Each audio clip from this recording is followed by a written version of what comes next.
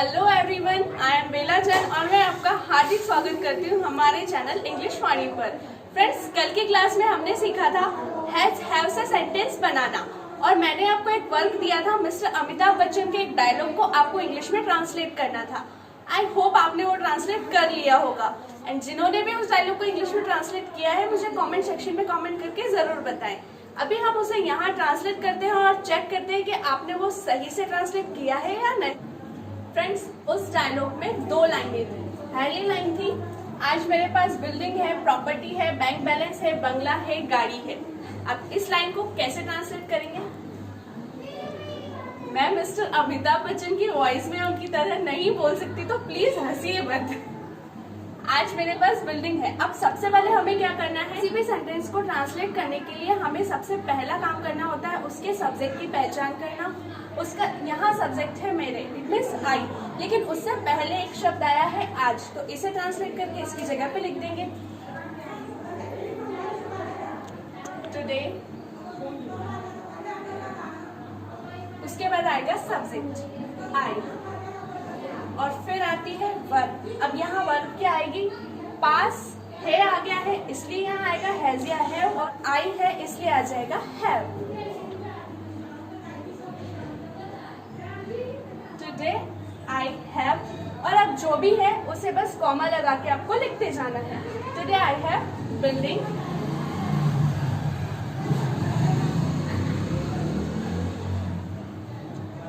Comma, property,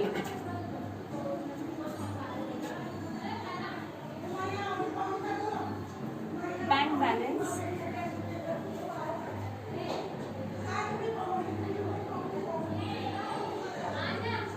bungalow,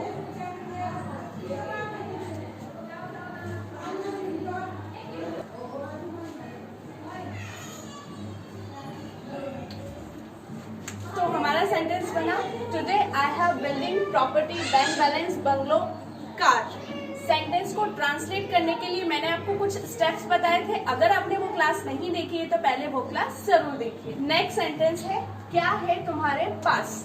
अब यहाँ confusion होगा कि आपको ये WH वर्ड के साथ बनाना है या बिना WH वर्ड के सिर्फ वर्ब के साथ बनाना है। तो मैंने आपको बताया था कि जब भी आपका आंसर यस या नो में आएगा तो वो सेंटेंस बनेगा वर्ब के साथ, और जब भी आपको कोई इंफॉर्मेशन निकालनी होगी तो वो सेंटेंस बनेगा WH वर्ड के साथ। अब यहाँ क्या पूछा है? क्या है तुम्हारे पास। अब हम यहाँ का आंसर सिर्फ हाँ या ना में नहीं आएगा, यहाँ आपको इंफॉर्मेशन देनी है क्या है। तो क्या को बोलते हैं इंग्लिश में? व्हाट।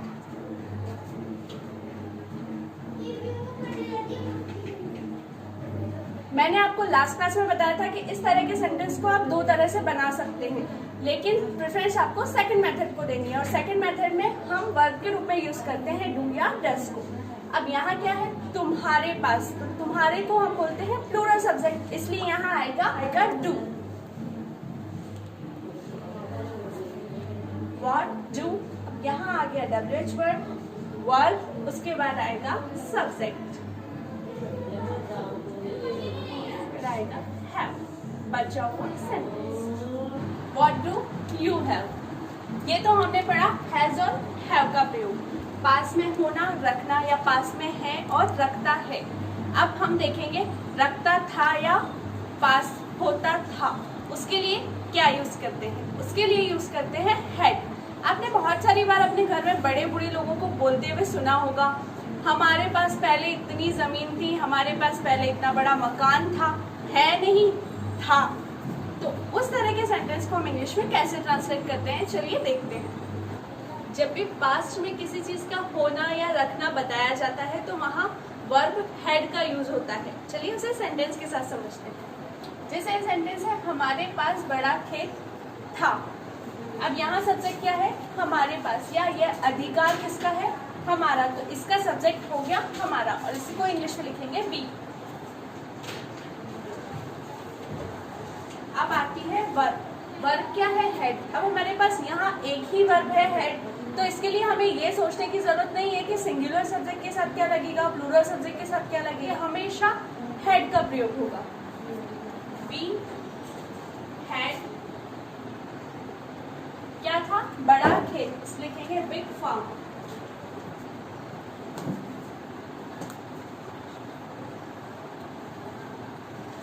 अब इसे नेगेटिव कैसे बनाएंगे? नेगेटिव बनाने के लिए अगेन मैंने आपको दो तरीके बताए थे, लेकिन आज की क्लास में मैं आपको सिर्फ सेकंड वाले मेथड से इन्हें ट्रांसलेट करके बताऊंगी। फर्स्ट वाले मेथड से आपको इन सेंटेंस को ट्रांसलेट करना है। सबसे पहले आ जाएगा हमारा सब्जेक्ट बी। अब यहाँ क्या लगेगा? डू या डज? नहीं, यहाँ डू या डज नहीं आएगा, यहाँ आएगा डिड। We did. डिड के जस्ट बाद आएगा नॉट, और फिर क्या आता था? हैव। Big farm. अब इसका स्ट्रक्चर क्या बना है? सबसे पहले हमने लिखा है सब्जेक्ट, उसके बाद हमने लिखा है डिड,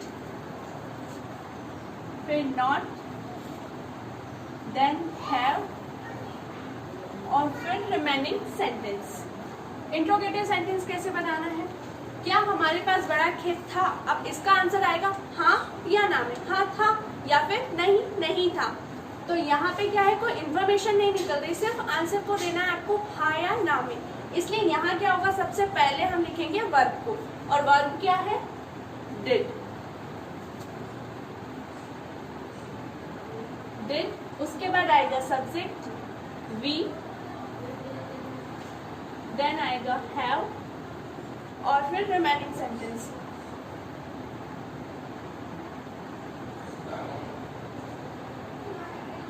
इसका स्ट्रक्चर क्या है? सबसे पहले आपको लिखना है डिड, फिर लिखना है सब्जेक्ट, देन हैव। अब यहाँ आपको ये बिल्कुल नहीं सोचना है कि आपको डू लगाना है या हैज लगाना है या हैव लगाना है। जब भी आपको नेगेटिव या इंट्रोगेटिव सेंटेंस बनाने हैं तो हमेशा वहां पे हैव ही आएगा, और पास्ट है इसलिए आएगा डिड। नेक्स्ट सेंटेंस देखते हैं। उसके पास अनुभव था। उसके पास अनुभव था, अब ये उसके कोई भी हो सकता है, लड़का भी हो सकता है और लड़की भी हो सकती है, तो यहाँ आएगा ही या शी। फिर पास था, इसलिए वर्ब आएगी हैड। क्या था? अनुभव। अनुभव को इंग्लिश में बोलते हैं एक्सपीरियंस। तो नेगेटिव बनाएंगे तो क्या करेंगे? उसके पास अनुभव नहीं था। सबसे पहले आ जाएगा सब्जेक्ट ही, फिर जब हमें नॉट को लेके आना है तो नॉट के साथ क्या आएगा? एक और शब्द आएगा, वो है डिड। He did not. अब पास था, इसके लिए आएगा हैव, और बचा हुआ सेंटेंस एक्सपीरियंस।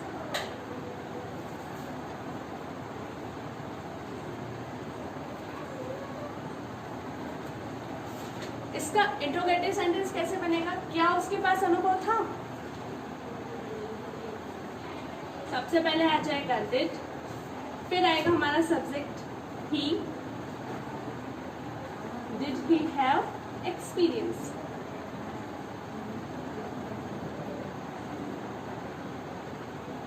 तो इसका स्ट्रक्चर भी वही है। सबसे पहले हमने लिखा डिड, फिर लिखा सब्जेक्ट, फिर लिखा हैव, और फिर बचे हुए शब्द। इसी तरह यहाँ पे सबसे पहले हमने लिखा है सब्जेक्ट, फिर लिखा है डिड, उसके बाद आया नॉट, फिर आता है हैव, और फिर बचा हुआ सेंटेंस। अब मैं यहाँ आपको कुछ सेंटेंसेस लिख के दूंगी, आपको उन्हें ट्रांसलेट करना है और उसके साथ खुद से हिंदी के नए नए सेंटेंस बनाने हैं और उन्हें ट्रांसलेट करके प्रैक्टिस करनी है। प्रैक्टिस आपको ज़रूर करनी है। जब तक आप प्रैक्टिस नहीं करेंगे आप इंग्लिश नहीं सीख सकते। अब हिंदी के सेंटेंस आपको कैसे बनाने हैं? जैसे मैंने यहाँ लिखा है, हमारे पास बड़ा खेत था, इसकी जगह आप लिख सकते हैं हमारे पास मोबाइल था, हमारे पास कंप्यूटर था, हमारे पास पुरानी मोटरसाइकिल थी, या आप इसको इस तरह से भी बोल सकते हैं उसके 2 भाई थे, उसके बाल घुंघराले थे। इस तरह से आपको बहुत सारे सेंटेंस क्रिएट करने हैं और उन्हें इंग्लिश में ट्रांसलेट करके उनकी प्रैक्टिस करनी है। ओके फ्रेंड्स, बाय बाय, मिलते हैं नेक्स्ट क्लास में।